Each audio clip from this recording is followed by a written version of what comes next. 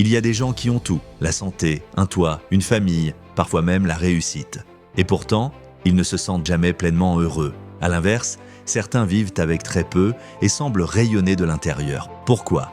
La réponse se trouve dans un mécanisme cérébral méconnu qui agit chaque jour sans que tu le réalises. Et tant que tu ne le comprends pas, ton cerveau t'empêchera toujours de ressentir un vrai bonheur durable. Dans les prochaines minutes, tu vas découvrir un secret de ton cerveau qui sabote ton bien-être au quotidien. Et surtout, tu vas comprendre pourquoi ce n'est pas ta faute, ni ton environnement, mais ton système nerveux lui-même. Si tu veux apprendre à reprendre le contrôle de ton esprit et t'épanouir mentalement, abonne-toi à Le Cerveau Nu. Tu verras que le bonheur n'est pas un objectif, c'est une capacité à débloquer.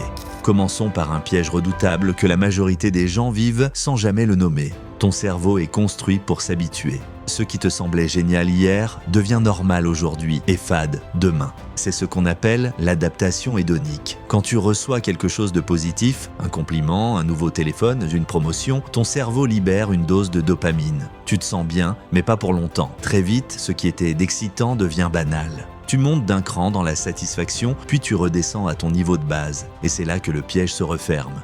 Tu crois que tu n'es pas heureux parce qu'il te manque quelque chose, alors tu cherches encore, tu veux plus, tu veux mieux, mais le problème n'est pas dans ce que tu n'as pas, il est dans la façon dont ton cerveau s'habitue à tout. Exemple quotidien, tu as déjà attendu un colis pendant plusieurs jours, tu étais excité, impatient, puis quand tu l'as reçu, tu l'as utilisé 2 ou 3 fois, et il a fini dans un coin. Ce n'est pas que le colis était nul, c'est ton cerveau qui a baissé le volume du plaisir perçu. Il fait ça avec les objets, les relations, et même avec tes rêves accomplis.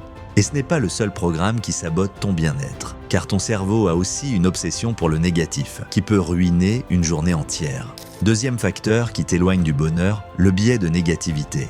Ton cerveau est programmé pour repérer ce qui ne va pas. Pas parce qu'il est pessimiste, mais parce que dans la nature, repérer une menace était plus important que remarquer une fleur. Résultat, tu peux vivre 9 choses positives dans ta journée, et il suffira d'une seule remarque blessante ou d'un petit problème pour que ton humeur bascule. Ce biais est tellement puissant qu'il déforme ta perception de la réalité.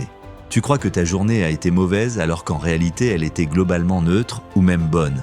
Mais ton cerveau a zoomé sur le négatif et a ignoré tout le reste. Exemple marquant, imagine que 10 personnes te félicitent pour ton travail et qu'une seule personne te critique. À quoi penses-tu en rentrant chez toi ?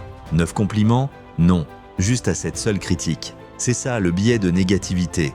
Et tant que tu ne le connais pas, il prend le contrôle de ta vision du monde. Mais le pire, ce n'est peut-être pas ce que tu ressens, c'est ce que tu espérais ressentir et que tu n'as pas obtenu. Troisième mécanisme invisible, le filtre de tes attentes. Le bonheur, ce n'est pas ce que tu vis, c'est l'écart entre ce que tu vis et ce que tu espérais vivre. Si tu gagnes 1 000 €, mais que tu en attendais 600, tu es heureux. Si tu gagnes 3 000 €, mais que tu en attendais 5 000, tu es frustré. Ton cerveau ne juge pas la réalité brute. Il compare constamment ta vie à un scénario imaginaire. Et plus tes attentes sont irréalistes, plus tu ressens un écart. Or aujourd'hui, on est bombardé de comparaisons, réseaux sociaux, succès affichés, standards déformés.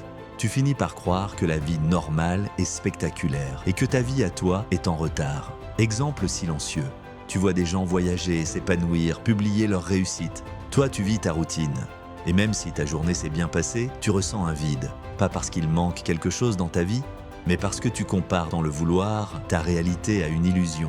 Et même quand tu es entouré de belles choses, il y a une dernière faille, souvent invisible, qui éteint ton bonheur, l'absence de gratitude. Dernier point, ton cerveau ne ressent pas naturellement la gratitude. Il faut la cultiver.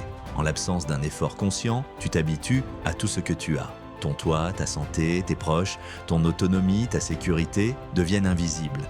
Et ce que tu ne vois plus, tu ne l'apprécies plus. Il faut réactiver l'émerveillement, ralentir, ressentir, noter ce qui va bien. Pas de façon naïve, mais de façon neurologique. Car la gratitude, pratiquée régulièrement, change littéralement ton cerveau. Les connexions neuronales associées au bien-être s'activent plus vite, plus fort, et la boucle de négativité perd de sa force. Ton cerveau n'est pas contre toi, mais il utilise des règles anciennes pour survivre dans un monde nouveau. L'adaptation hédonique te rend insatisfait. Le biais de négativité t'éloigne du positif. Le filtre des attentes te pousse à te comparer. Et le manque de gratitude éteint ce qui devrait t'illuminer. Mais maintenant que tu connais ces 4 mécanismes, tu peux les déjouer. Dans la prochaine vidéo, je te montrerai comment entraîner ton cerveau à ressentir plus de bien-être au quotidien sans avoir à tout changer autour de toi. Abonne-toi à Le Cerveau Nu et dis-moi en commentaire quel est le piège de ton cerveau qui te vole le plus souvent ton bonheur.